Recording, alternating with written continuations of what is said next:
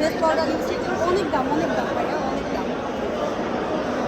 ওকে ওকে আচ্ছা আচ্ছা আপু আমি লাস্ট আমি একটা প্রশ্ন করি। মানে অনেকেই সাংবাদিকের দিকে আঙ্গুল তুলে, মানে একটা মডেল যেরকম পোশাক করবে সাংবাদিক কিন্তু ওই জিনিসটা প্রেজেন্ট করবে, কিছু তো থাকবেই খারাপ।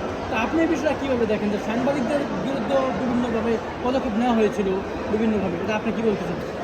ভাইয়া আপনারা যেহেতু মিডিয়াতে কাজ করেন এবং আপনারা ভিডিও প্রেজেন্টেশন বলেন এবং ক্যামেরা অ্যাঙ্গেল বলেন, এটা আপনাদের চেয়ে কেউ ভালো বুঝবে না। সেই ক্ষেত্রে উত্তরটা আপনাদের কাছে জানা আছে। এই যে কী বলা যায় সেক্ষেত্রে, কারণ ভালোভাবে আপনি আমাকে প্রেজেন্ট করতে পারবেন এবং আবার খারাপভাবে আপনি আমাকে প্রেজেন্ট করতে পারবেন। সো অ্যাঙ্গেলের অনেক ডিপেন্ড করে আপনাদের উপরে। দেন আপনাদের যে নিউজ হেডলাইনটা থাকে সেটাও ডিপেন্ড করে আপনাদের উপরে।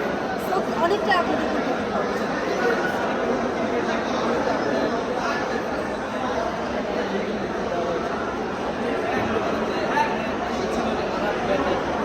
আমার কাছে মনে হয় যে ওনার যে নোটিশটা দিয়েছে তাকে আমি রেসপেক্ট করি, বাট আমার কাছে মনে হয় না যে এত খোলামেলা ড্রেস একটা প্র্যাকটিসের জন্য গেঞ্জি প্যান্ট একটা নর্মাল, এটাকে সে নিয়ে গেছে অনেক দূরে।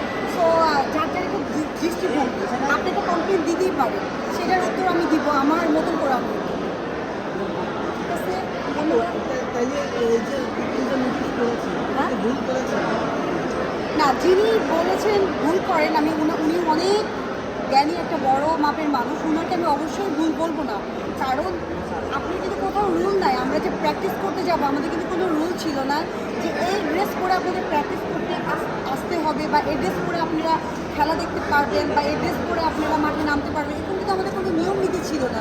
তো সেক্ষেত্রে তো আমি মনে করবো যে এটা আমাদের কাজের পার্সোনাল ব্যাপার।